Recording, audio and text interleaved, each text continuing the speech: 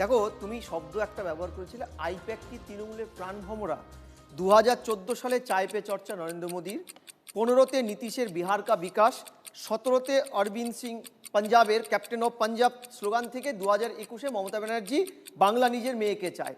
এই successive vote কৌশলী সংস্থা যারা এতগুলো সাফল্যের পরে শেষতম রাজ্য পশ্চিমবঙ্গে এখন ওরা কাজ করছে, এর আগের রাজ্যগুলোয় এমনকি নরেন্দ্র মোদীর ভোট সাফল্যের পরেও এই অভিযোগ আসেনি যে তারা সেই দলগুলোর রুলিং পার্ট হিসেবে পরিগণিত হয়েছে। তারা একদম প্রফেশনাল সংস্থা, এটা অন্যায় কিছু নয়, প্রফেশনাল ভোট কৌশলী সংস্থা। কিন্তু পশ্চিমবঙ্গে ওরা আর ভোট কৌশলী সংস্থায় থাকেনি, ওরা রুলিং পার্ট হয়েছে। কারণ মমতা ব্যানার্জি 8ই জানুয়ারি 2026 লাউডিন স্ট্রিটের যখন বাসভবনে, প্রতীকজনের বাসভবনে ইডি ছাপ্পা পড়ে, তখন তিনি কি বলেছিলেন সেখানে পৌঁছে, যে প্রতীকজন তৃণমূলের আইটি সেলের মুখ, অর্থাৎ তৃণমূলের পার্ট, রুলিং তৃণমূলের পার্ট, অর্থাৎ তৃণমূলের সদস্য।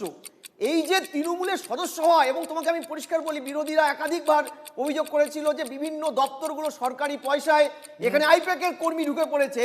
এটার কিন্তু একটা বড় সারবত্তা আছে।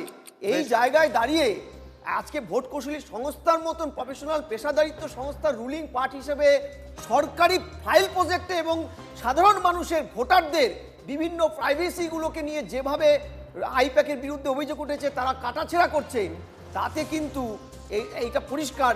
এই আইপ্যাক যদি এবার হাত বন্ধ করে ফেলে, তাদেরকে যদি উইথড্র করতে বাধ্য করা হয়, তৃণমূলের কিন্তু সামনের নির্বাচনে ক্ষতিগ্রস্ত হবে তৃণমূল।